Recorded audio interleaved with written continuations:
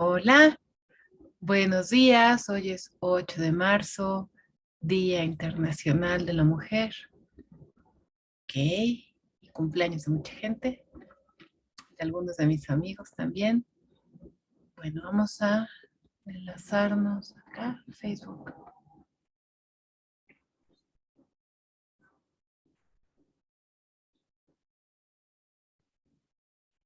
Ok, estamos en Facebook Live. Ok, y ya está empezando. En Facebook Live. Ok, listo.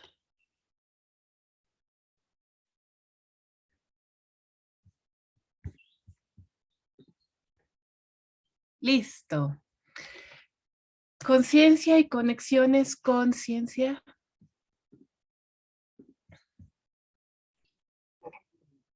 Muy bien, Conciencia y Conexiones con Ciencia. Soy Marisola Chirica, terapeuta desde hace más de 20 años y, bueno, también docente de posgrado, tallerista. Esto empezó como el amor en los tiempos del COVID, el 8 de abril del 2020, justo cuando estábamos empezando a vivir la pandemia. Entonces, bueno, esto nació de la intención de colaborar de alguna manera, ¿no? Con la situación que estaban atravesando tantas familias, con tantos niños, tantas parejas, ¿no? No es novedad ahora, ya es muy sabido la cantidad de crisis conyugales, ¿no? Y cómo el maltrato infantil, el abuso también sexual infantil, ¿no? Se fue hasta el techo. Un año después prácticamente de que inició la pandemia, un querido amigo mío, cuyo cumpleaños es hoy, me dijo que era todo una gran hipocresía, toda una gran farsa, toda esta situación del encierro, porque se hacía en el nombre de la salud y el bienestar de la familia, cuando en realidad nadie se estaba ocupando, ¿verdad? De la violencia, ¿no? Nadie se estaba ocupando de la situación de estrés, ¿no? Del malestar de la familia tal cual, ¿verdad? De los chiquitos, de los niños, de los adolescentes, ¿no? A quien realmente nadie le importa en sus políticas, en sus decisiones. Entonces, eh, por ahí empezó la intención, aunque hice conciencia de esto un año después, por ahí empezó la intención de este webinar, de a poder aportar información académica de calidad, ¿no? Pero también probada en el día a día de mi vida y de la vida de mis pacientes, ¿no? Para poder estar en mejor contacto con uno mismo y mejorar las relaciones, ¿verdad? Con las personas a las que les toca vivir con nosotras, con nosotros, ¿sí? Después ha ido evolucionando mucho más, ¿no? Hacia la evolución de nuestra conciencia, a una dimensión espiritual, ¿verdad? A una congruencia entre aquellos valores con los que nos identificamos y nuestro actuar, nuestro ser y actuar en la vida diaria, ¿sí?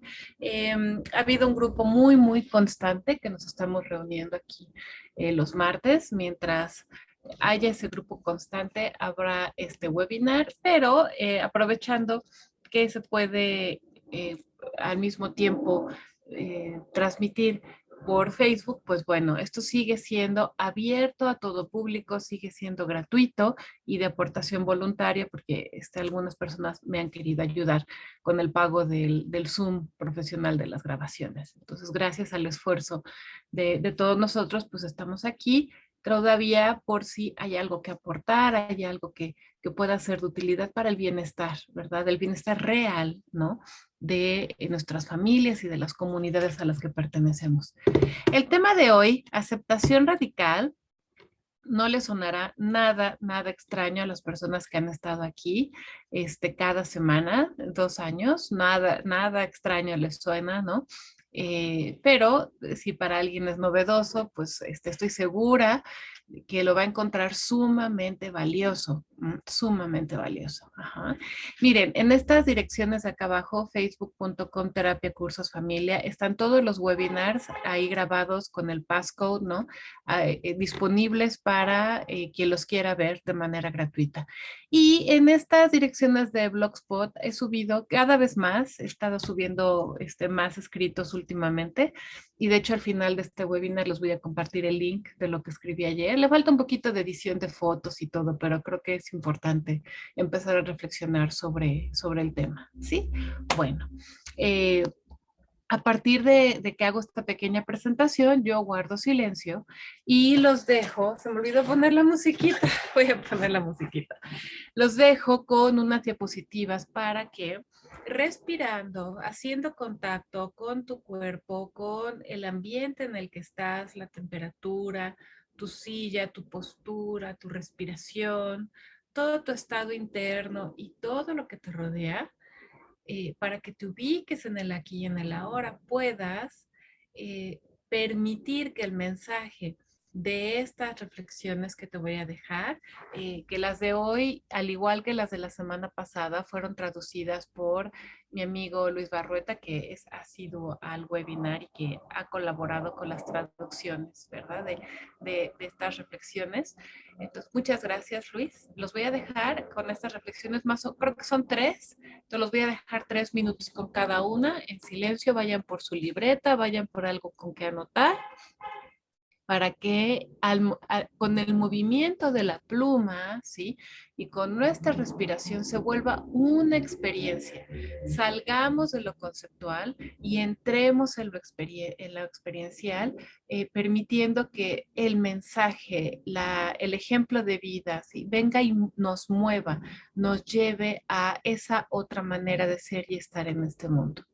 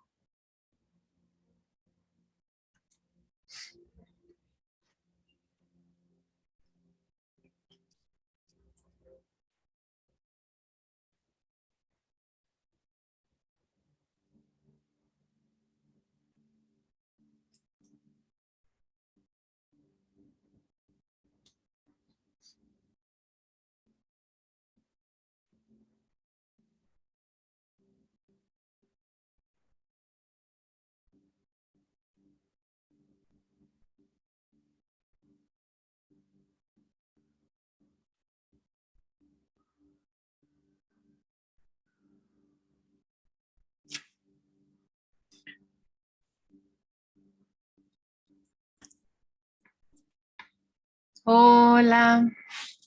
Me encantan estos ejemplos de vida. ¿Cómo están? Platíquenme en el chat a dónde los llevó, qué fibras tocó, ¿sí? Estos 4 ejemplos, ¿sí? De vida. ¿Qué, qué quieren compartir?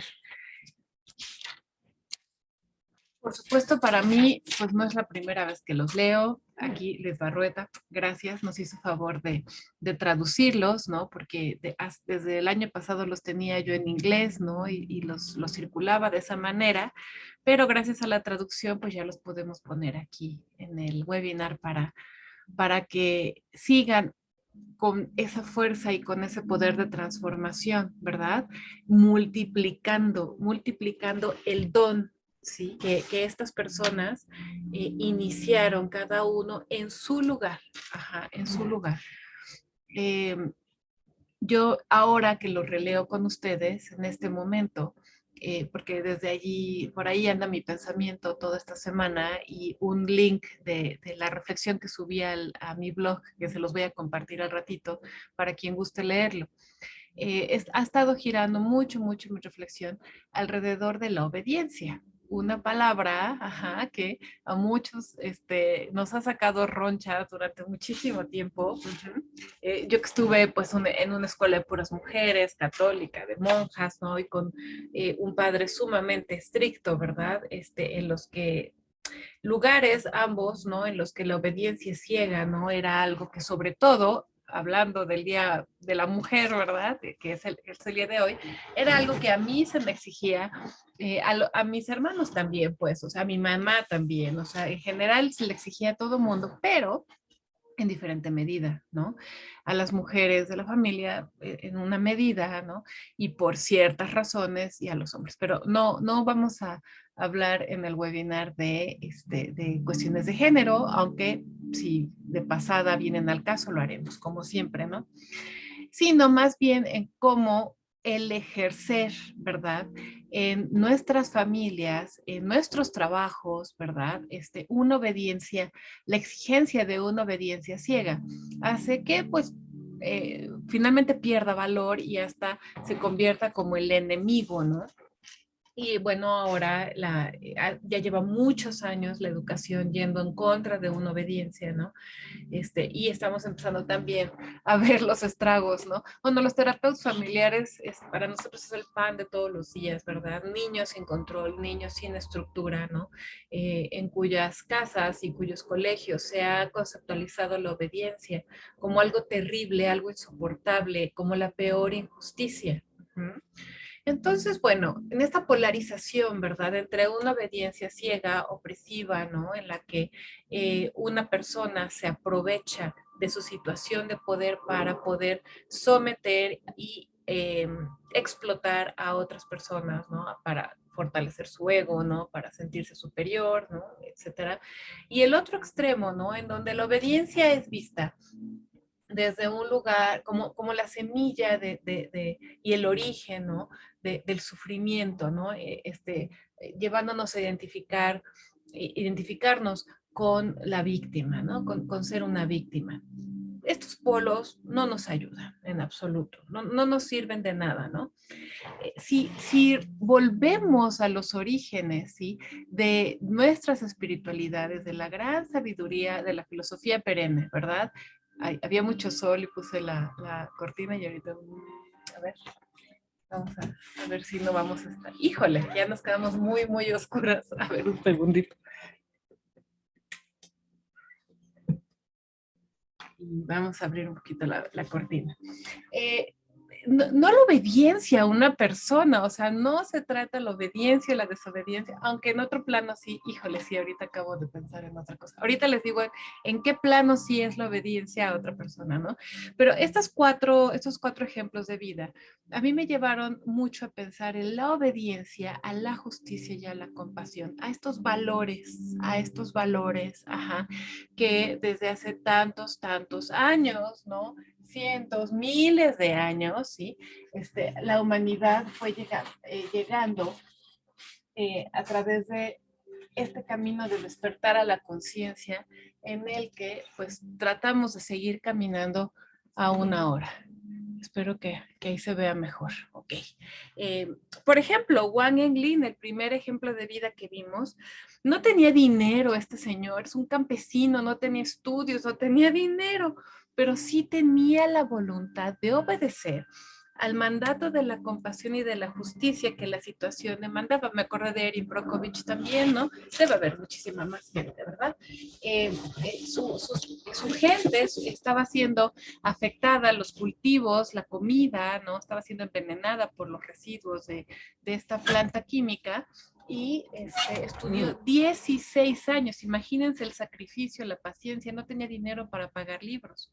Le llevaba maíz al señor de la librería para que le permitiera copiar a mano,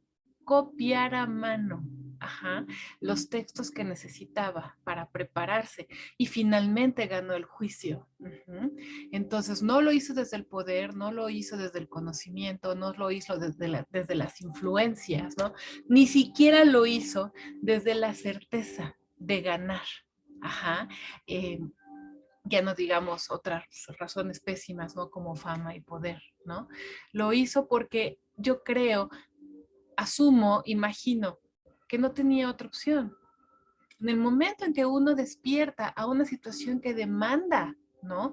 Que te pongas a trabajar porque por compasión y por justicia, o sea, es como ver que van a violar a una niña en la calle enfrente de ti, o sea, ¿qué pasa si no obedeces, ¿no? A la compasión y a la justicia y no intervienes, ¿no? ¿Qué pasa con tu alma? ¿Qué causa? ¿Qué estás sembrando y manifestando en el mundo, verdad? Si no arriesgas tu vida, si no arriesgas tu bienestar por el obedecer al deber ser de la compasión y de ese tipo de justicia restaurativa, no la justicia vengativa. O sea, Wang Enlin no quería meter a la cárcel a las personas que con toda alevosía y ventaja estaban envenenando a de no, o sea, es ganar el juicio para que dejen, ¿no? De afectar su bienestar. Niringiyimana Emanuel, este muchachito que construyó la carretera, no fue a través de estudios, sino con silenciosa, ardua labor de sus manos, sudor, dolor de espalda, heridas, hambre, ¿no? Paciencia, ¿no? A lo mejor hasta burlas, ¿no? Hasta crees que tú vas a poder construir un camino, o sea, ¿qué te pasa? Ponte a hacer algo, ponte a estudiar, ponte a trabajar, ponte a ganar dinero, ¿no? Ponte a quejarte, ¿no? Obedeció el mandato también de la compasión y de la justicia por los enfermos de su comunidad. ¿Cuántas personas no murieron? ¿Cuántos niños? ¿Cuántas mujeres dando a luz, no? No murieron por no tener acceso rápido al hospital por esa pequeña comunidad. Él no se puso como víctima a quejarse de pobres de nosotros que no nos da, con justa razón pudiera haberlo hecho, ¿no?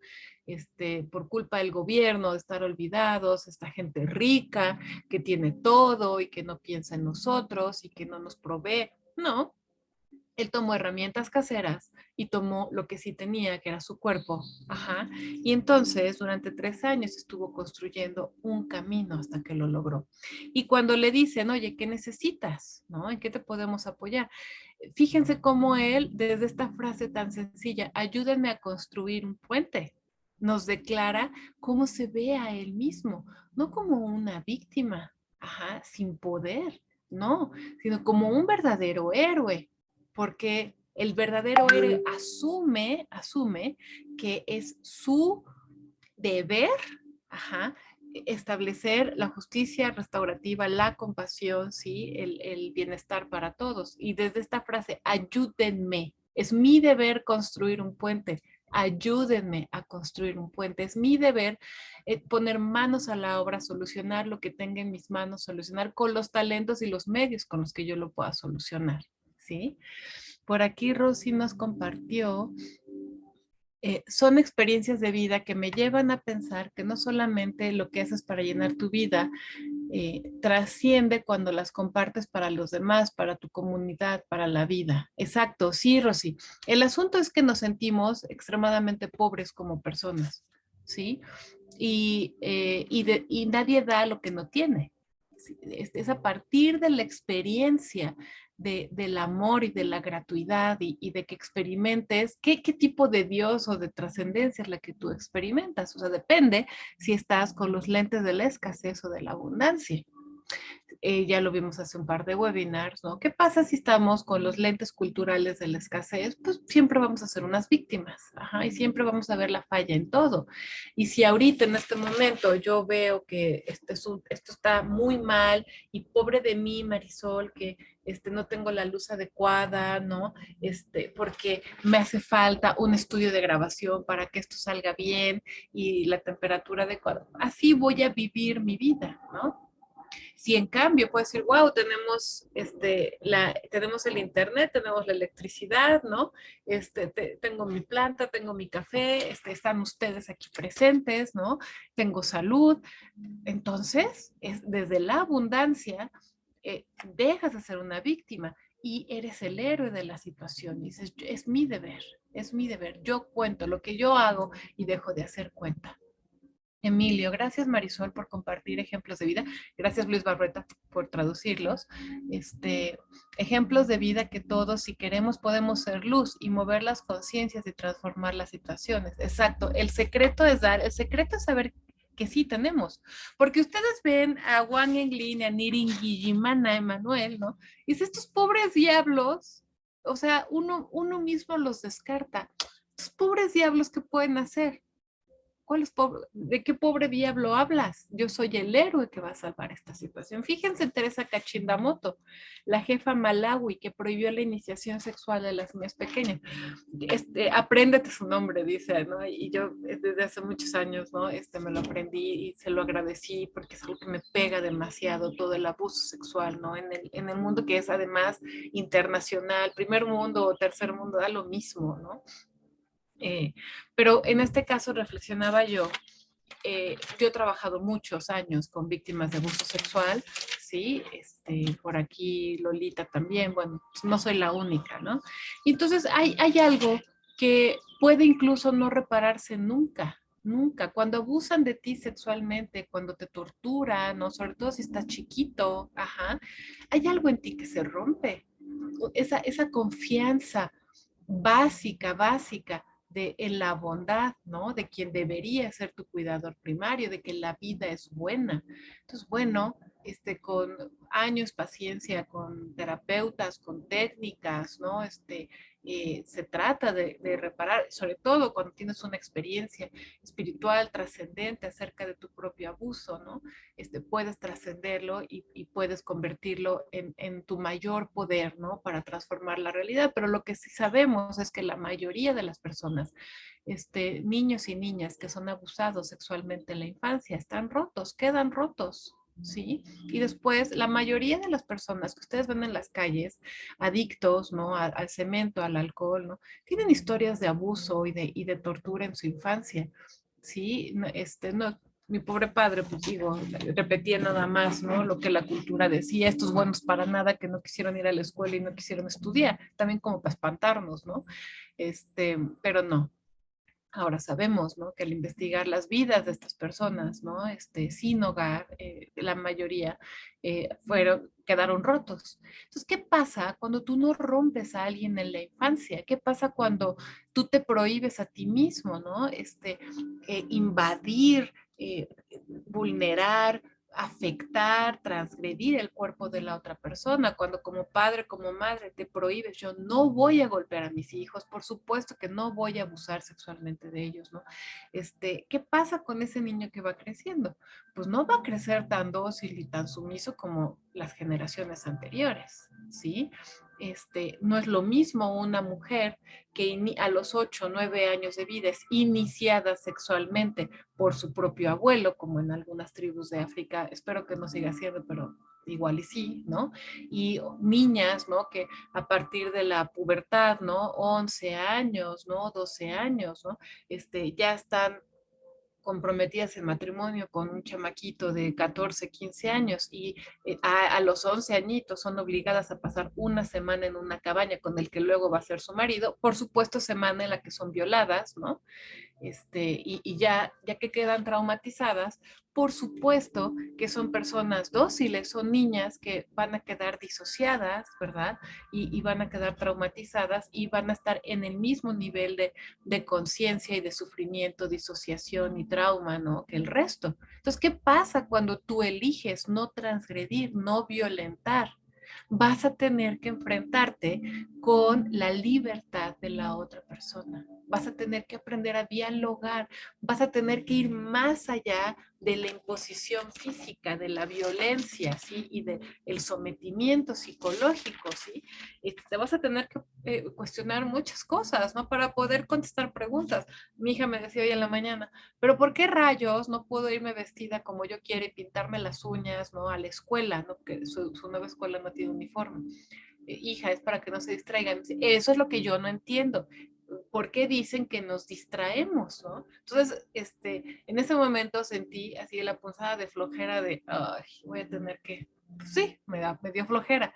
Ese empujón de una niña que cuestiona, ¿no? Una regla que ya se la ha repetido varias veces y que está en el reglamento y todo, ¿no?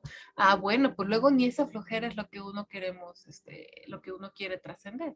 Entonces voy, me paso la flojera, la brinco y, digo, y encontré una soberanísima oportunidad para hablar de cosas muy importantes con ella, ¿no? De la competencia a partir de la apariencia, en donde pones el valor, ¿no? Cómo se forma un cerebro infantil con la atención puesta en todo lo que depende de la suerte, ¿no? Y todo lo que se acaba y no en todos los valores internos, ¿no? Ya, o sea, qué bueno que no obedecía a la flojera, qué bueno que sí obedecí a mi labor como madre, ¿no? De respetar que mi hija está pidiendo una explicación y que merece una explicación. Sí, porque el no poder irse con las uñas pintadas, maquillada y que no se pueda pintar, todo lo que quiera hacer ahorita, ¿no?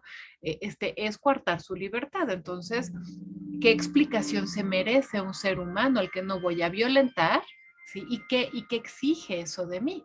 Siempre que nos prohibimos la violencia, tenemos que dar el paso de exigirnos a nosotros mismos una capacidad de diálogo que no tenemos, ¿sí? Y que tenemos que desarrollar. Porque el 8 de marzo no se trata de odiar a los hombres. Ajá. Qué fácil, qué reactivo y qué tonto y es el machismo volteado del otro lado. No, se trata de todos y todas dialoguemos porque hay mujeres que siguen esclavizadas sexualmente, físicamente, no sometidas. ¿No? Aquí en México hay mucha esclavitud todavía, ¿no? Y en todo el mundo. Y esas mujeres a las que están abusando sexualmente, a las que no les dan de comer, a las que les privan de su libertad, ¿no? Y obviamente niños, ¿no? También, ¿no? Es a las que hay que rescatar. Y si no hacemos equipo, hombres y mujeres, mediante el diálogo y el respeto de que ser hombre es ser de una manera y ser mujer es de otra, con puntos en común y no, pues no lo vamos a lograr. Entonces tenemos que trascender nuestra flojera y todo lo que la programación cultural se revuelve aquí adentro. Por último, los agricultores solidarios. Alguno de ellos, ¿no? De su comunidad, quería rescatar la propiedad de su familia y no tenía dinero para competir y todos guardan silencio durante la subasta. Sacrificaron una oportunidad de negocio por obedecer a la compasión y a la justicia restaurativa, por poner la comunidad y la hermandad por encima de un buen negocio. ¿Qué tal? ¿Qué tal cuestionarnos con tanta claridad? El dar al César lo que es del César, ¿verdad? Y otra, como dijo Jesús, y otra cosa totalmente diferente es lo que yo te estoy diciendo.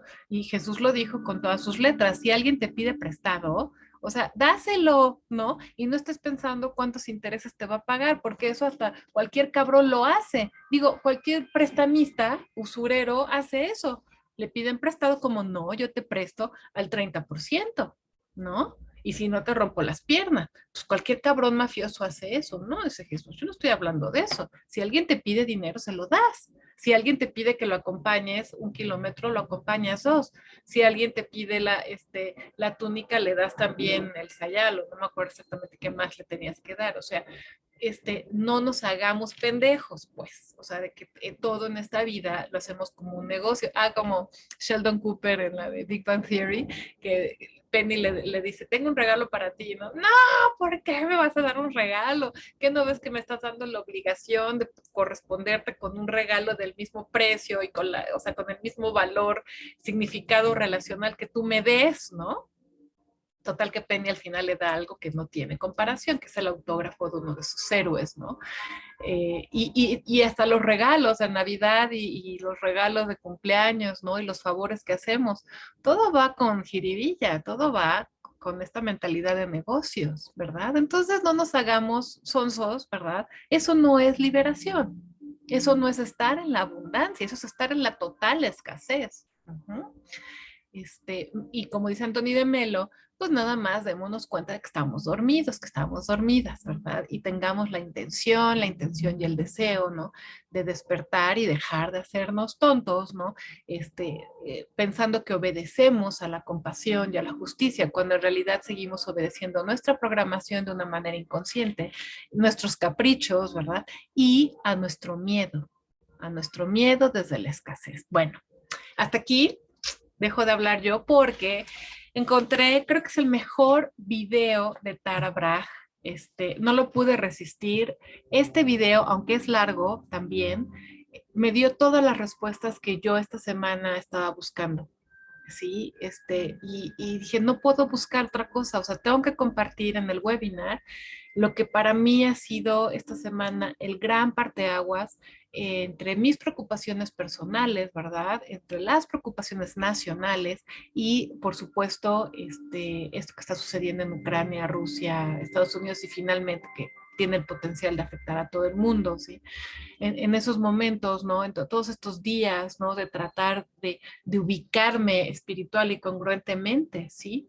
¿Qué podemos hacer? Porque este webinar nació de eso, de la inquietud al inicio del encierro de la pandemia, ¿sí? En 2020, en abril del 2020, es ¿qué puedo hacer? ¿No? Yo no soy doctora, no voy a ir allá a cuidar a los enfermos de COVID, no soy enfermera, tengo que cuidar a mi hija, no soy millonaria para fundar aquí o allá, ¿no? ¿Cómo se llaman? Wang Englin y soy Nirinjiyamana Emanuel, ¿no? Estoy aquí yo solita, ¿qué voy a hacer? ¿Sí? No me voy a encerrar a quejarme de la pandemia, no. ¿Qué voy a hacer? Porque me toca hacer algo. Entonces, Emanuel tenía sus manos y herramientas caseras, Englin tenía maíz y tenía paciencia. Consigo mismo, ¿no? También, ¿no? Yo tengo esta boca y tengo un chingo de libros y tengo esta nerdez extrema así de siempre estar estudiando y el amor por dar clases. Dije, pues eso es lo que voy a hacer. Entonces, buscando, ¿qué voy a hacer? ¿Qué podemos hacer, ¿no? Ante la situación que estamos viviendo nacional y mundialmente. Por supuesto que también vi lo que pasó en el estado de Querétaro, etcétera. O sea, digo, salpicaditas, no me la paso viendo noticias, ¿no? Este video me dio la respuesta y por eso quiero compartirlo con ustedes. Por favor, pónganse súper cómodos, su cuaderno, sus plumas, ajá, su actitud de estar conectados en la respiración, porque acuérdense que Tara Brach va explicando los conceptos y al mismo, o sea, y va intercalando prácticas de meditación. Para los que no saben inglés, entonces, y no pueden cerrar los ojos y seguir la meditación así, entonces hagan esto, pónganse en situación, en postura de meditación y con los párpados bajos lean los subtítulos sin dejar de estar pendientes, ¿no? De la respiración, de la postura, para que sea también para ustedes una práctica meditativa al ir leyendo los subtítulos, ¿ok? Turun, turun, turun. Aquí estamos. Ya les sello a los subtítulos. Experience, no. Ya sé cómo se hace subtítulos, traducción automática, que ya saben que no es exacta, pero está bastante bien. Ajá.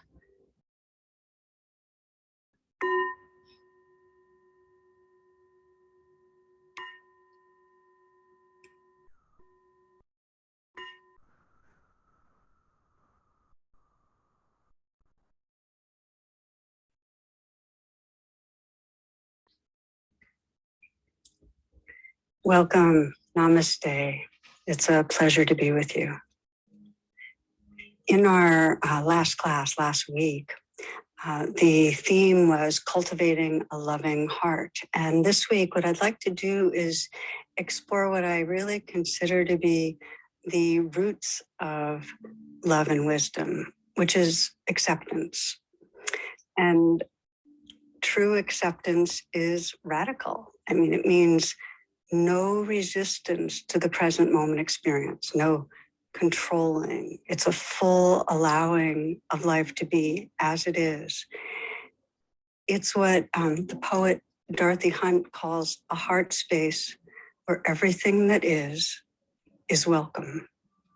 And I really love that. A heart space where everything that is welcome. So when we're having a hard time, when we're fearful, when we're angry, we might not directly be able to open to compassion, to relating with loving presence. But what is possible, and this is the first step, is to undo our resistance to what's going on. In other words, to allow, to let what's going on just be. And that's why, and many of you are familiar with RAIN, recognize, allow, investigate, and nurture. The practice that leads us to loving presence, to nurturing and loving presence, is recognizing and allowing. It's radical acceptance. So radical acceptance takes training. It takes training to simply recognize and allow and let be what's here, because it goes against our conditioning. And when we're stressed, when we encounter unpleasant experiences, like let's say you make a mistake or you're late for something or there's a conflict with someone, there's really strong conditioning for our survival reflexes to take over, fight, flight, freeze, grasping. And it happens really quickly, and it's often unconscious, because the intent of the survival brain is just to protect you. It's to control things as quickly as it can. It's not to accept. So in those moments when we're in that survival brain hijack, we're in a trance, we're contracted, we're cut off from reason and empathy and compassion, and really from our whole brain, from our whole being. So the practice of radical acceptance is undoing that reflex to clench, to contract, to resist, and opening back into our full heart and awareness. Okay, a favorite story of mine, and this is an insurance claim that was put in by a bricklayer, and it writes this. He says, "Dear sir, I am writing in response to your request for additional information in block 3 of the accident reporting form. I put poor planning as the cause of my accident. You asked for a fuller explanation. I'm a bricklayer by trade. On the day of the accident, I was working alone on the roof of a new 6-story building. When I completed my work, I found that I had some bricks left over, which when weighed later were found to be 240 pounds. Rather than carry the bricks down by hand, I decided to lower them in a barrel, creating a pulley that was attached to the side of the building at the 6th floor. So securing the rope at the ground level, I went up to the roof, swung the barrel out, and loaded the bricks onto it.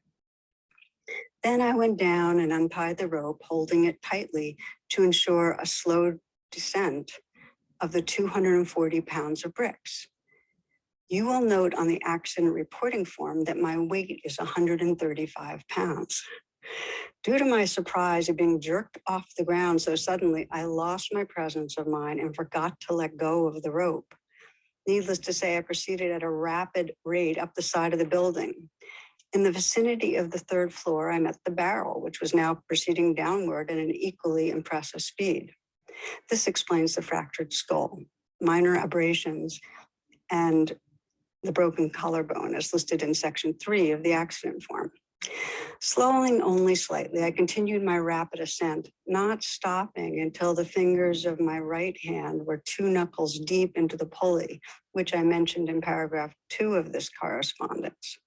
Fortunately, by this time, I regained my presence of mind and was able to hold tightly to the rope in spite of the excruciating pain I was now beginning to experience. At approximately the same time, however, the barrel of bricks hit the ground and the bottom fell out of the barrel. Now devoid of the weight of the bricks, the barrel weighed approximately 50 pounds. I refer you again to my weight. As you might imagine, I began a rapid descent down the side of the building. In the vicinity of the 3rd floor, I met the barrel coming up. This accounts for the 2 fractured ankles, broken tooth, and severe lacerations of my legs and lower body. Here, my luck began to change slightly. The encounter with the barrel seemed to slow me enough to lessen my injuries when I fell into the pile of bricks, and fortunately, only 3 vertebrae were cracked. I'm sorry to report, however, as I lay there on the pile of bricks in pain, unable to move and watching the empty barrel 6 stories above me, I again lost my composure and presence of mind and let go of the rope. The empty 50-pound barrel weighing more than the rope I had let go fell rapidly to the earth, resulting in the 2 broken forearms and wrists, which, when I raised my arms to protect myself, it crashed into. I hope this information satisfactorily fulfills your request for further information. This is entitled Knowing When to Let Go. And it's fun because it's such a graphic example of the reactive trance getting us in trouble. And you might think, well, yeah, but where's the opportunity to release resistance and come into presence with this? And you're right, if you're getting dragged up and down the side of a building, you probably won't pause and breathe and reconnect, although it might have really helped this poor guy. So as we know, we're often reliant on our survival reflexes, and it's appropriate. They help us survive. If you're on the highway and someone cuts you off, we swerve, and our child's playing on rocks, about to fall, we act really quickly. And for me last week, I was walking on a path on the river and a fox came trotting toward me and it didn't stop. It kept coming at me. And all of a sudden I realized, oh my gosh, this fox is rabid. And I yanked my dog off of the path. It was no thoughts, no breathing. It was instantaneous. And it was confirmed later by a park ranger that, in fact, there was a rabid fox around the park area. But the point is, we need that quick twitch of reflex of the primitive survival brain. And those moments we're in a trance, we're hijacked by the amygdala. It's essential for survival. The challenge is when that hijacking is ongoing, where we're regularly in some sort of a reactive trance. And if you track your own suffering, it comes down to that habitual reactivity of resisting present moment and instead the reflex to control, to judge, to grasp. And you can see it, let's say, in life patterns and relationships, how stuck we can get in being defended, that flinch response to tighten against criticism, or how we won't risk intimacy, or being controlling, trying to make others do what we want. We can see it how quickly we come down on ourselves, or see it with addictive patterns, rather than befriending our inner life and where the wounds are, exiting with substances or dependent relationships or overworking, anxious mental obsessing. So learning to undo that resistance to the present moment, learning to undo those habits of controlling, it's essential for evolving. It's what allows us to really live from our full potential, from our wisdom, from our love. So as you know, I've been talking about radical acceptance for decades, or at least some of you know. And what I'm finding is that every time I revisit it, it's a deepening understanding of just how powerful and key it is to waking up. I still remember my first radical acceptance workshop that I taught at Omega. And I taught at the same time that another workshop was given. I think it was Tony Horton, who's the creator of a well-known exercise regime. And so at lunch, a woman had a conversation with a woman from my class had a conversation with a young man who had been attending that other workshop, and he was a competitive athlete with a very, chiseled body, and his eyes kept darting around the room. He was, kind of in a kind of hyper mode, and they each were telling each other about the workshops they were attending. So he was telling her what he was hoping to achieve from his, and she was talking about how the power of meditation to bring us into presence in a way that can change our lives. And so the conversation then went like this. He said, "I don't have time for something like meditation." She was silent. He says, "Well, how long do you meditate every day?" And she says, "Well, it ranges between 15 minutes and 45 or so." Then there's a long pause. And he says, "So what's the world record for meditation?"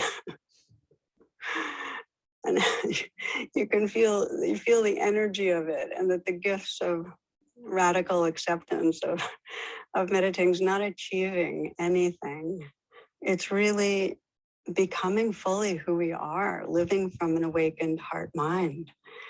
And the Buddha is a kind of archetypal example of our evolutionary capacity to meet life with radical acceptance, to shift from that trance of reactivity to living from our wholeness. And I often reflect on a wonderful story that was told by Thich Nhat Hanh of the Buddha's encounter with the shadow god Mara. And Mara is the god of greed and hatred and delusion and all the parts of ourselves we don't like. And as many know that, Mara appeared regularly through the Buddha's life. And Thich Nhat Hanh describes one encounter where Mara appears as the Buddha's teaching a large gathering out in a field, and Mara goes skirting around the outside edges of the group. And the Buddha's loyal attendant, Ananda, saw him, and he was kind of freaked out, and he went up to the Buddha and said, "Oh no, Mara's here." But the Buddha basically said, "No worries." And he went right over to Mara. And he said, "I see you, Mara. Come, let's have tea." "I see you, Mara. Let's have tea." So let me share what strikes me about this, which is he didn't go to Mara and say, "I love you," or embrace Mara, the N of rain. It wasn't nurturing. He wasn't celebrating.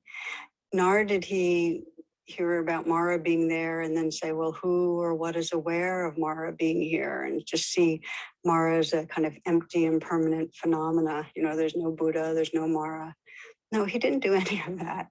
He just, this very first step, "I see you, Mara. Come, let's have tea."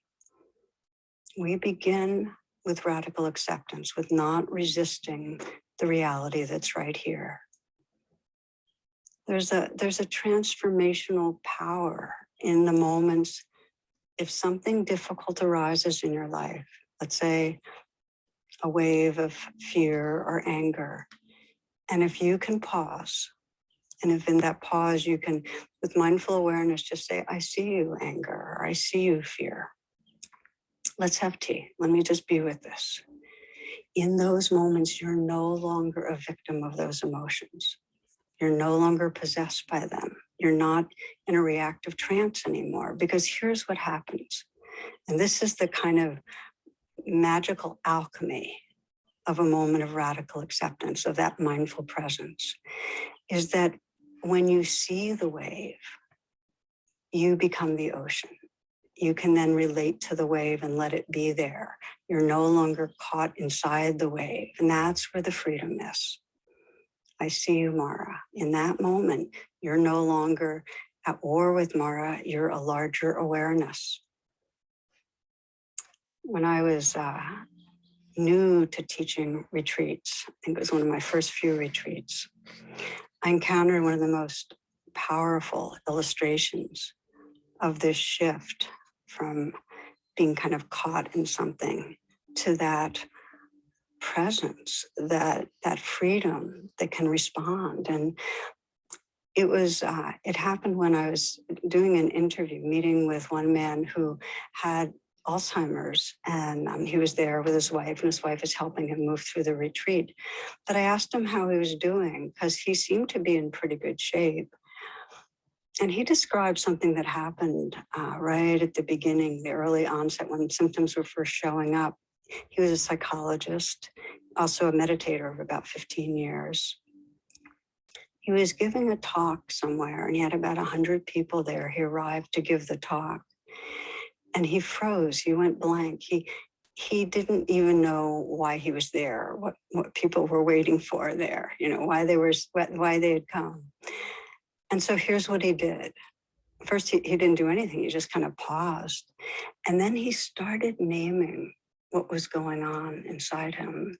He would say, you know, anxious. And then he bowed. Then he would say, confused, and bow. Embarrassed, you know, bow. And he kept doing that. And finally, you know, heart pounding, bow. Breathing and relaxing, bow. And things calm down. And one of the students, they had tears in their eyes, and they said, you know, no one has ever taught us like this. And what had he done? You know, first, when the intensity started happening, he paused.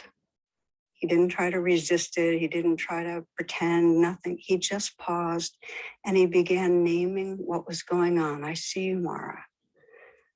Bowing, just letting it be.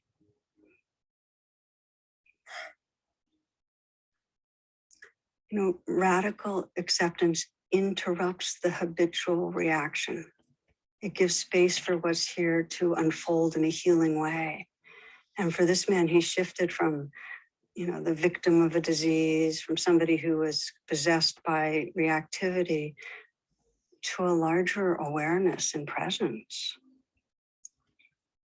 So I have found it helpful when caught to consider radical acceptance as two questions. And the first question is, what is happening inside me right now? What is happening inside me right now? And that leads to being able to say, I see you, Mara, to seeing what's here. And the second question is, and can I be with this? Or let it be, whichever you'd prefer. And that's the A of rain, the allowing. If there's anything you remember from this talk, these two questions can really be the key to the kingdom. And you might just try them now. Just pause for a moment. Close your eyes or let your gaze be downcast and bring the attention inward.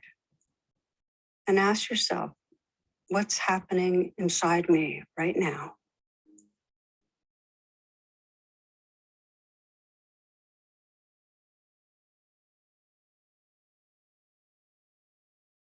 And can I be with this? Can I let this be?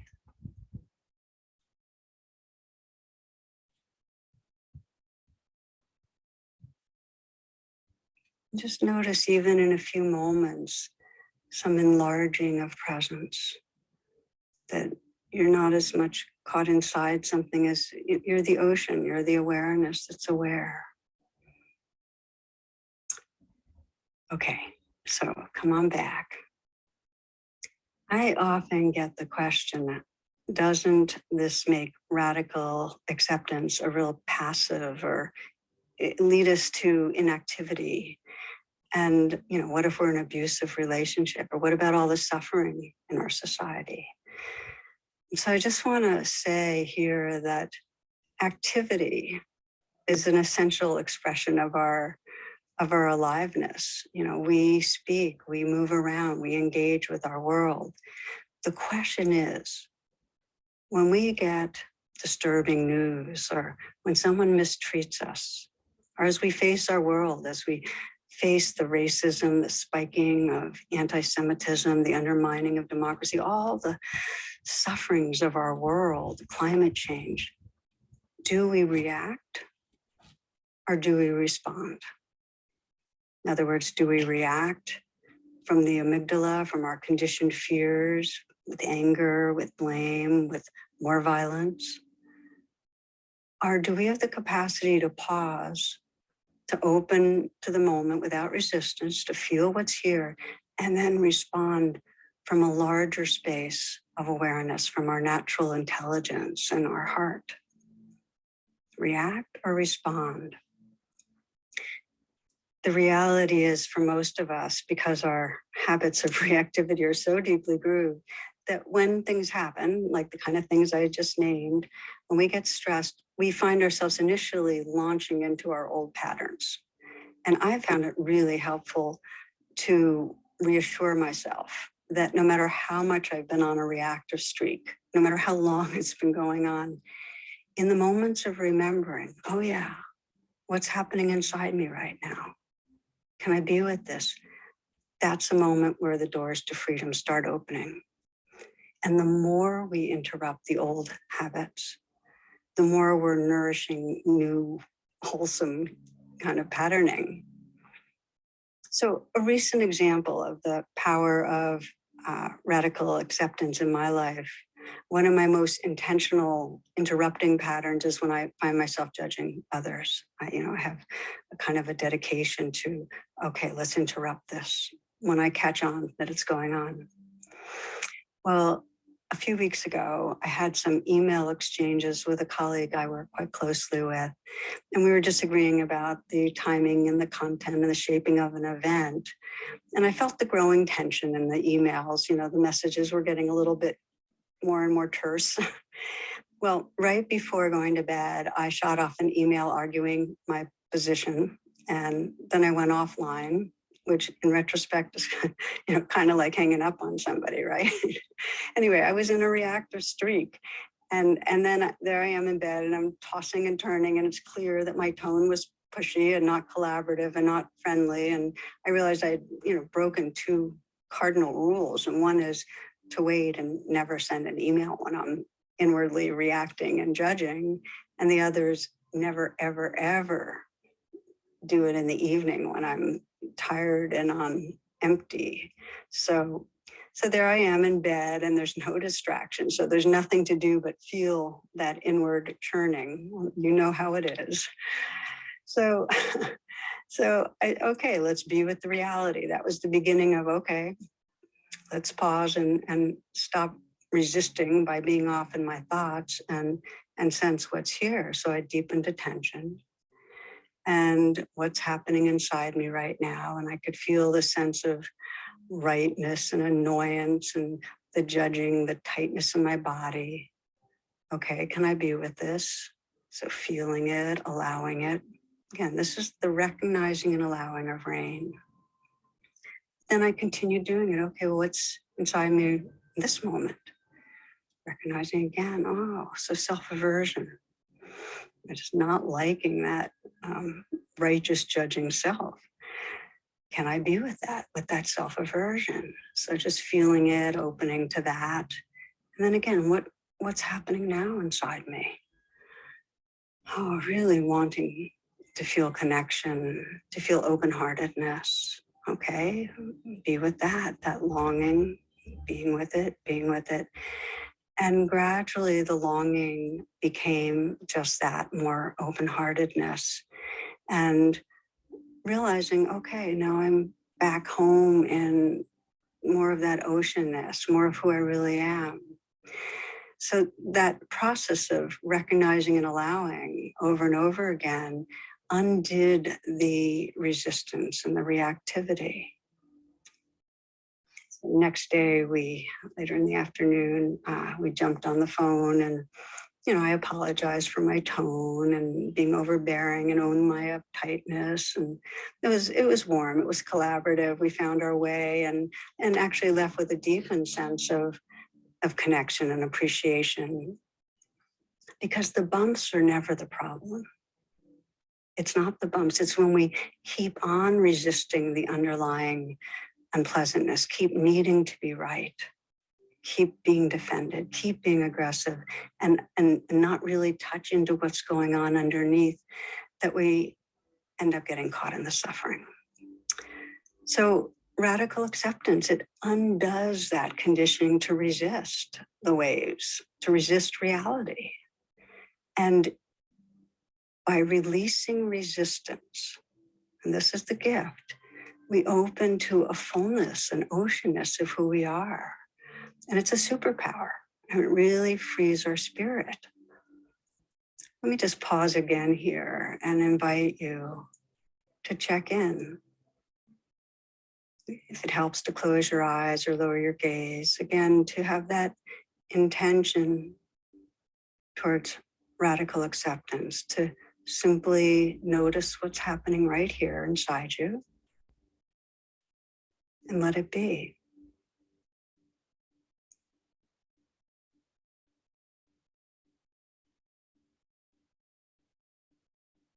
Keep coming into your body. What's happening now?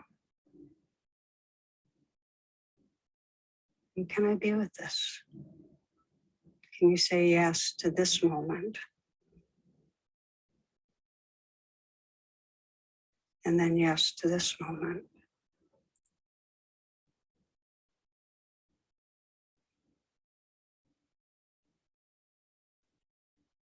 Notice what happens if the yes gets very unconditional and full.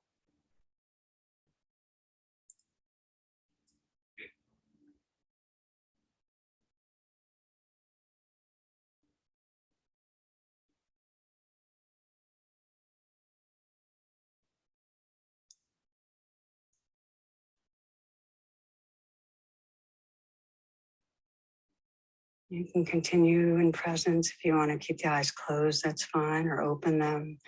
Some of you might have noticed for some moments when you really are saying yes, that there's that taste of freedom, that tenderness, the openness, the mystery. And some of you might have noticed that it's unfamiliar because we're so used to tensing and controlling and actually resisting opening to the moment. And then if there were strong wants or fears going on inside you, unpleasantness, that's very challenging to really open. So that's where I want to go now. We're going to take a look at how does radical acceptance help us loosen the grip when we're really caught in that trance of reacting to very unpleasant emotions? How do we move towards the compassion and freedom then? And it always helps me to understand that emotions get stuck when there's a looping of negative thoughts and feelings. For instance, one of the big stuck places, something's wrong with me, that sense of deficiency. And when we have thoughts of what's wrong with us, that brings up fear or shame. And then the fear or shame in our body drives more thinking, where we're looking for evidence of what's wrong with us. And it keeps looping. Or let's say we're feeling like something's wrong with you, with some other person, with somebody we know or don't know. That those thoughts of what's wrong with them bring up anger and blame, which then deepen the feelings in the body, which bring up more anger and blame, and we can be in that looping for a long time. To turn towards radical acceptance, it's really important to understand that as long as there's that looping, as long as there's a focus on the mental images and sound bites, the thoughts about the world, we can't shift our reactivity. It'll keep stirring up the difficult emotions, because thoughts are a way of resisting reality, of trying to control things. So radical acceptance begins when you shift your attention from the storyline from the thoughts to the felt experience in the body. I just want to say that again, that radical acceptance starts coming alive when you move your attention from the thoughts, from the storyline, to what's actually going on inside your body, to somatic experience. Again, it's an undoing of resistance to reality. And our thoughts, when we're in those loopings, are resisting reality. And it's not easy to make that shift to our body because we're so addicted to our thinking. I mean, they give us a sense of being in control. And of course, they're an essential roadmap. But when it comes to when we're really stuck and suffering, and when it comes to life's deepest challenges, conflict with ourselves, conflict with others, facing aging, sickness, loss, death, when we're really dealing with the true uncertainty of life, if we can't arrive in a full presence, we'll have no access to true wisdom, to a real refuge. I'll share with you, I saw this little cartoon of a woman who goes to see a fortune teller and wants to find a way to contact her husband who passed away recently. And after some incantations, the fortune teller says, "I'm getting your dear departed husband. He says he can't believe you paid $45 for this." So our answer is not out there in another person or through our thoughts. It's coming right back here. It's making that U-turn right back into what is going on inside us. And I'll share another personal story that has to do really the importance for me of the shift from stories to immediate experience. As I started writing this talk, and I often start talks a few weeks before I actually give them, just kind of gathering and deepening into the domain. So I was just starting to write this talk, and I had put tofu in the oven, and I was aiming to have lunch ready before my next Zoom meeting. So when I went downstairs, I flipped and I seasoned the tofu, and then I had to do some more stuff upstairs. So I went back up, and then when I went down to take it out finally, what I found was it was still on the counter. I'd never put it back in the oven again. I'd flipped it, seasoned it, and not put it back in. So there the oven was blasting away at 420, and my tofu was still sort of raw. And I had this instant wave of frustration. I said something like, "God damn, Tara, you're so stupid." And then, of course, that's not common self-talk. So I kind of smiled, and shook my head. Okay, no big deal. Most of us have done mindless stuff. And then reflexively, we blast ourselves, and that kind of thing can pass, not go into a looping or a deep grudge. But here's the thing. Through that day and the next, there was a handful of these other small things that went down, like not being able to remember the name of something. In this case, I was trying to remember the words kitchen island, and all I could come up with was kitchen counter. Jonathan had to move this large bag of birdseed because I could not get it to move. He had to help me with a computer tech thing. Ditzy little things, walking into the room and forgetting why. Being outside walking and my knee starting to hurt. The point is, by the end of that next day, I wasn't feeling so good about myself. There was a sense, okay, the operating systems are declining. And then with that, the judgment, the self-feeling diminished, less than. So, of course, this is not the first time I've faced up to this aging thing, the body-mind deteriorating. But it's a continued reminder that it requires attention, because if and I'll say we, because it's all of us, if we are identified with our body and how it functions, or our mind and how it functions, there's trouble. It's so easy to believe and get oppressed by the story that who I am is this deficient person who's losing it. That's a very compelling story, that being imprisoned in that kind of trance of feeling deficient. And what's so clear is that this is a perfect example of where radical acceptance, that courageous, unresisting presence, can actually become the gateway to real freedom and fearlessness and peace. So on this, or any challenge, we start right where we are if we want to cut through with radical acceptance, right where we are. What is happening inside me right now? And for me, in this instance, I recognize, okay, self-judgment, aversion, okay, allow it, be with it. Just let it be there. Okay, self-aversion, it's there. And then, well, what's happening now? Vulnerability, a fear of the future. Okay, allow it, let it be there. And just really opening to, okay, there's this kind of survival level vulnerability going on. And the more deeply I let that be, really opening to that, this natural tenderness arose. There was just compassion towards, my own vulnerability and the plight of all of us, that we all have that. And so it would kind of like, there was an enlarging, becoming that field of compassion that's holding this body mind and all body minds. Like a field that really is timeless, is formless. It's really loving presence beyond the body and the mind.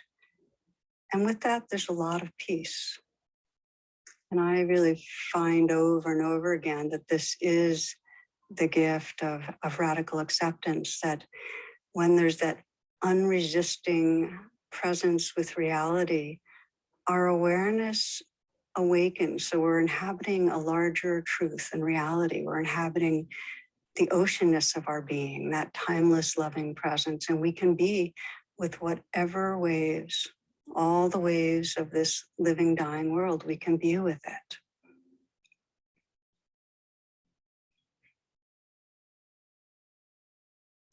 So in this talk, my primary focus is really being on accepting ourselves, our own life, but the same exact process extends to accepting others.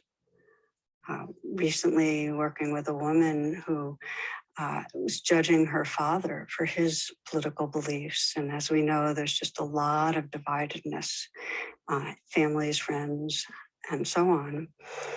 So I asked her, okay, when you encounter this, when it comes to mind or when you're with your father, what goes on inside you? That's that first question. What is happening inside you? And her response was, oh, I think of all the harm that his beliefs cause. So, okay, let that be there. And if you get under your thoughts, then what's happening in your body? You have the thought that there's a lot of harm. What happens in your body then? Because you have to get under the storyline. So she got in touch with anger. And I said, okay, can you be with that? And she opened to the anger and opened to the anger. And I said, now what? What's happening inside you now? And there was fear. There's fear for how our world is going. Open to that, open. Again, this is, I see you tomorrow. Let's have tea, being with what's here. And under the fear, I care about this world. I care. Because we'll find that under our reactivity, there's something we're caring about. And she did that.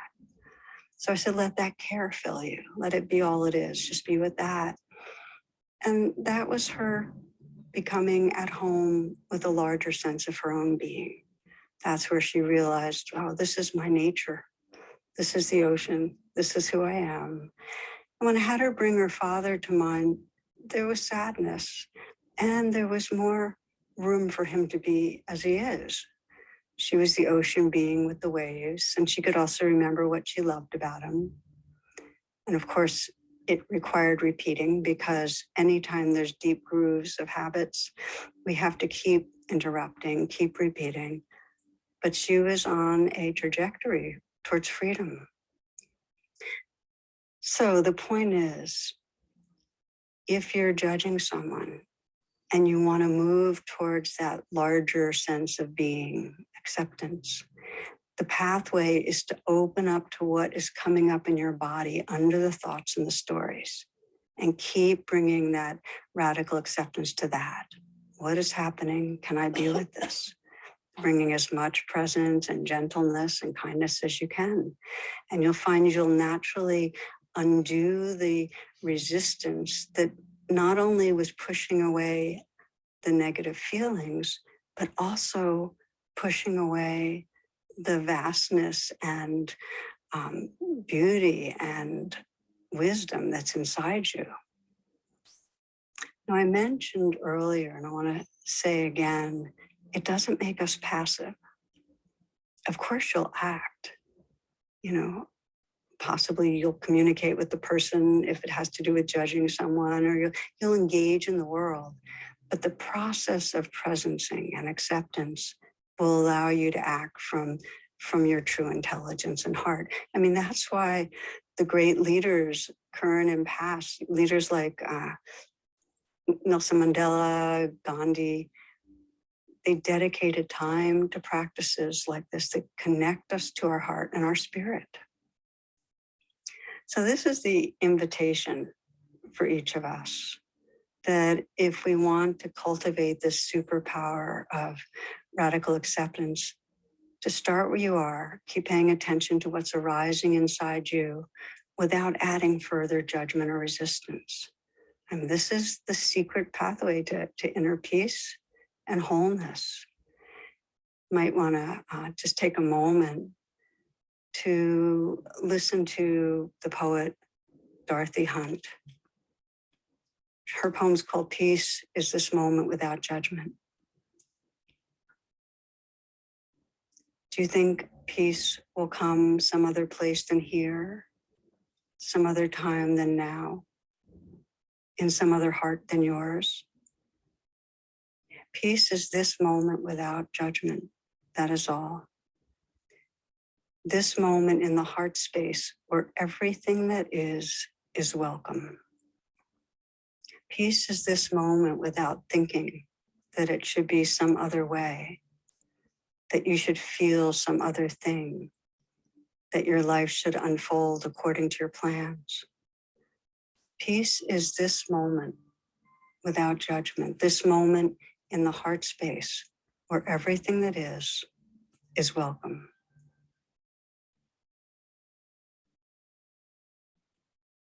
Okay, friends, let's do a closing meditation. In this meditation, we'll explore bringing radical acceptance to some place where we're judging ourselves. And I invite you to take a moment to resettle. In other words, feel your posture.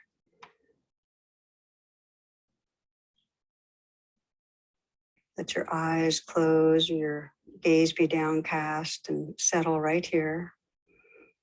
Take a few full breaths.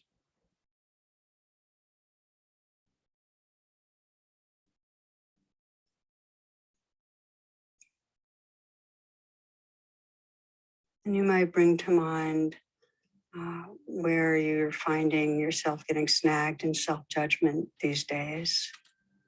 And maybe bring to mind a situation that reminds you of when you turn on yourself.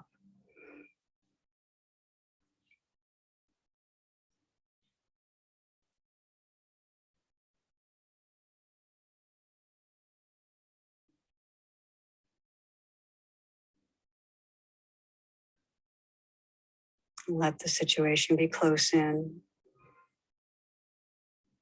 so you can remind yourself of what happened, and then let yourself feel the presence of the judge, that there's judging going on.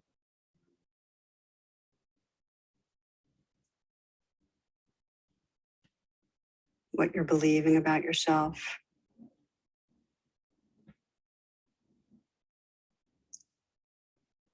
And come into your body as fully as possible and sense that when that judge is there, when there's the judging, what's happening inside you right now?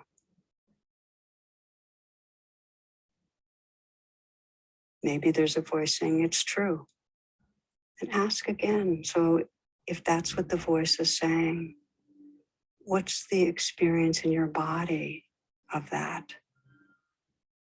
Is there shame? embarrassment, fear. The first question always is, what is happening inside me right now? And then, can you be with that? Can you just open to letting that shame or fear or embarrassment or whatever it is be there? You might breathe with it. Just offer that gentle presence that allows. This is having tea. You're just letting it be there.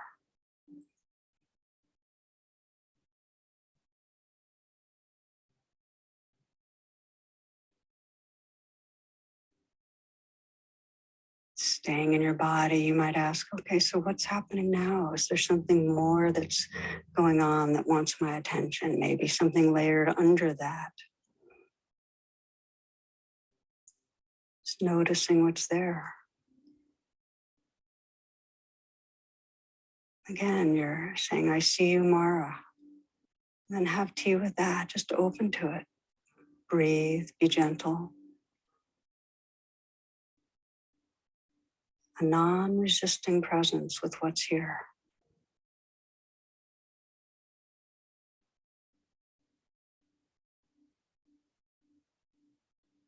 A sense if there's something else going on. What is happening inside me right now?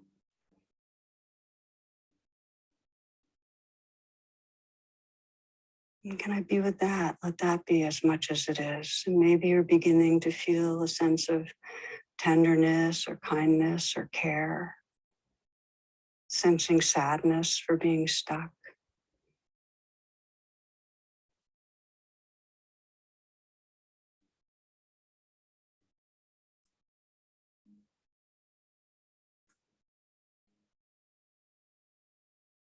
You might sense underneath it all what it is you're really caring about, what's mattering to you, what you're longing for. What is happening inside me in that deepest way? And can I let that be?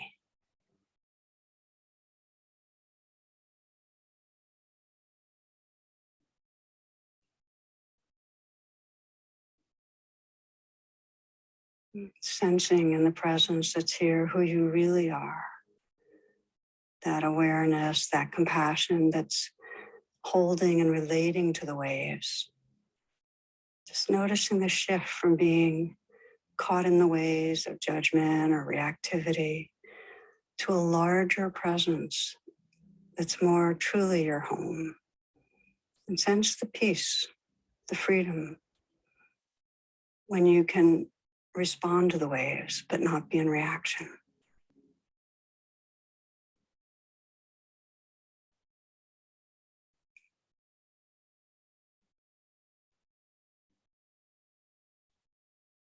Peace is this moment without judgment, this moment in the heart space where everything that is welcome.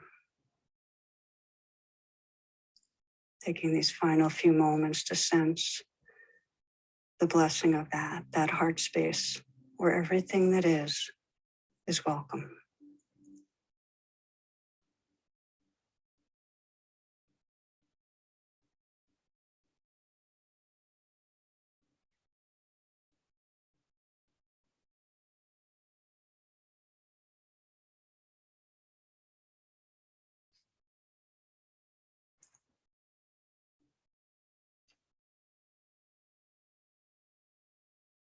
And taking a few full breaths. If your eyes are closed, you might open them. I want to thank you. I want to thank you for participating, for being together with me on this path, and send you all blessings, all love. May this power of radical acceptance really serve to heal and free your heart. Namaste.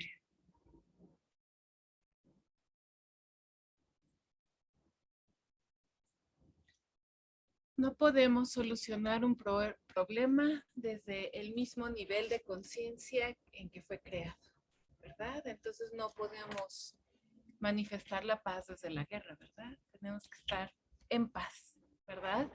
y manifestar la paz en la aceptación de, empezamos, ¿verdad? Por nuestra vidita aquí, ¿verdad?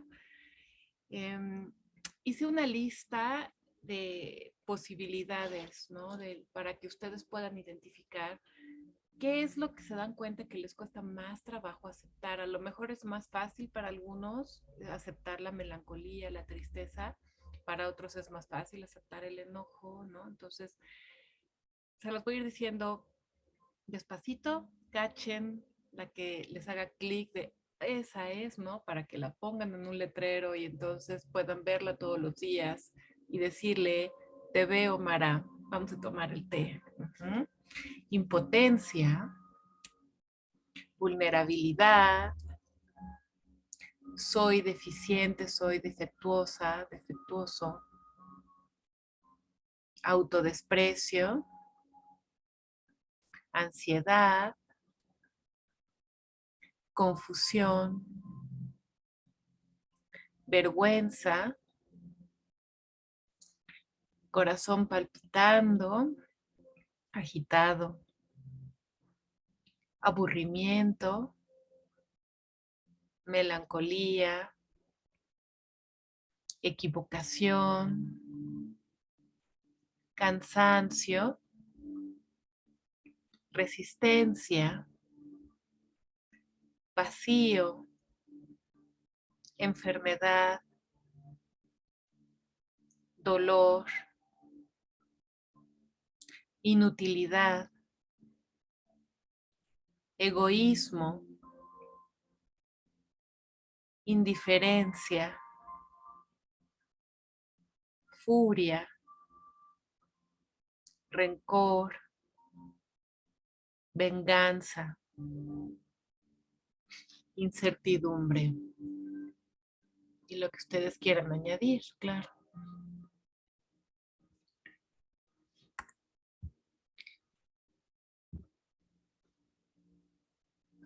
Y estos 3 recordatorios. Siempre regresar al cuerpo, observar tu respiración, sentir las sensaciones en tu cuerpo. No importa el momento del día, no tiene que ser por un tiempo prolongado y no tiene que ser en un estado estático. Puede ser durante las actividades de tu día, de hecho, pues mejor aún, ¿verdad? Ir al cuerpo, observar la respiración y sentir las sensaciones del cuerpo.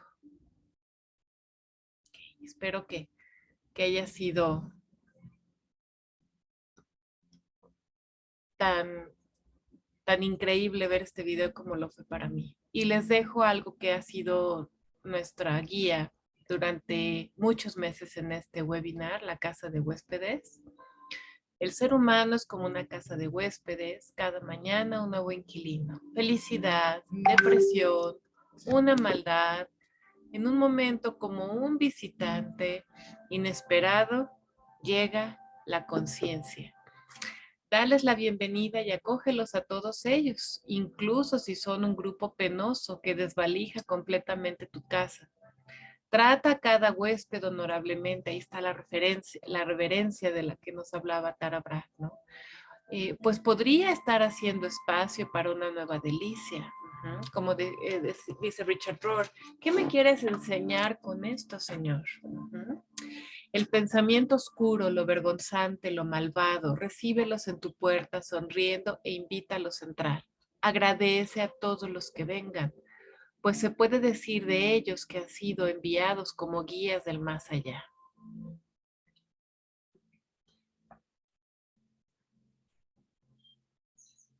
Y mi querido Luis Barrueta nos tradujo el poema de Dorothy Hunt que citó Tara Brach en el video.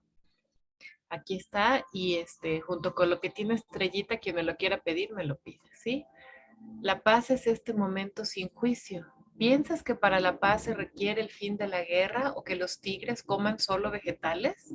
¿La paz requiere la ausencia de tu jefe, de tu pareja, de ti mismo, de ti misma? ¿Crees que la paz vendrá a un lugar distinto a este, fuera de aquí, en un momento distinto a la hora, a un corazón que no sea el tuyo? La paz es este momento sin juicio. Eso es todo. Este momento en el espacio del corazón donde todo lo que hay es bienvenido. La paz es este momento sin pensar que debería ser de otra manera, que deberías estar sintiendo otra cosa, que tu vida debería desenvolverse de acuerdo con tus planes. La paz es este momento sin juicio, este momento en el espacio del corazón donde todo lo que hay es bienvenido. Y, y a partir de la aceptación radical, entonces podemos decidir conscientemente a qué vamos a obedecer, a la compasión y a la justicia. A la reactividad ya no, porque ya estamos conscientes y ya estamos en paz. Bueno, ya terminamos. Solo les quiero compartir que estoy viendo si sí se va a abrir o no este curso. Dime con quién andas y te diré quién eres. 10 lunes, 21 de febrero al 9 de mayo, 6 de la tarde a 7:30 por Zoom. ¿Qué vamos a ver? Claves para analizar tus relaciones amorosas, mejorar tu vida sexual, cómo vincularte profundamente con tu pareja, el cerebro enamorado, personalidad y compatibilidad de pareja, qué es el poliamor, qué hacemos con la soltería, con la infidelidad, estrategias de comunicación para resolver conflictos. Las veces que lo he dado ha sido un éxito increíble, divertido, útil, ¿no? Profundo e interesante. Entonces, se lo pueden recomendar a cualquiera que se lo quiera que lo quiera tomar. Va a haber sí algunas lecturas, pero básicamente yo explico absolutamente todo. La inversión es de 5,000, pero hay muchas facilidades de pago y está obviamente incluido todo el material electrónico. Las sesiones se graban en la nube, así que están disponibles un mes durante todo el curso, todo el tiempo para que lo vean y lo revean cuando quieran, pero también un mes después de que se termine. Y las recomendaciones, por supuesto, con estrellita, Aceptación Radical de Tara Brach, y también está su otro libro de Compasión Radical. Pero también les quiero recomendar Mindfulness para las mujeres. Tiene estrellita de Editorial Kairos, buenísimo. Estos no tienen estrellita, pero son muy buenos. El libro, el workbook, el libro de trabajo para relajarse y para reducir el estrés, está en inglés, lo siento. El curso de milagros, por supuesto, el libro de ejercicios, etcétera, ¿no? En español. Y también les quiero recomendar, perdón que ya voy corriendo porque ya se me hizo tarde, tiene estrellita el libro de la alegría en español, ¿sí? Dalai Lama y Desmond Tutu, porque una vez que alcanzamos la paz y que nos sentimos en paz, es el momento para decidir con conciencia, ¿sí? ¿Qué valores y qué valores y qué ruta? Perdón, lo que quiero hacer es copiar. Ahí está. Aquí sí se puede. Este link que les voy a poner aquí en el chat, porque es de lo que subí ayer a mi blog. Ahí está. ¿Sí? Para quien lo quiera leer. Le falta ponerle dibujitos, pues imágenes, pero la reflexión acerca de ¿para qué queremos paz? ¿Para qué queremos conciencia? Pues para decidir cuál va a ser nuestro actuar, nuestro ser y actuar aquí en el mundo, cuáles son nuestros verdaderos valores y actuar en congruencia, ¿no? Y entonces poder unificarnos en todos los planos, ¿sí? Del ser, del hacer, del pensar, del hablar, ¿sí? Para poder actualizarnos en todos los planos, tener nuestro cerebro bien disponible, bien claro, no reactivo, para realmente alinear nuestra vida con los valores que queremos manifestar en esta vida. Nos vemos el próximo martes. Gracias por estar. Bonita semana, bonito resto de semana. Chao. Gracias. No, de qué. Ustedes. Bye.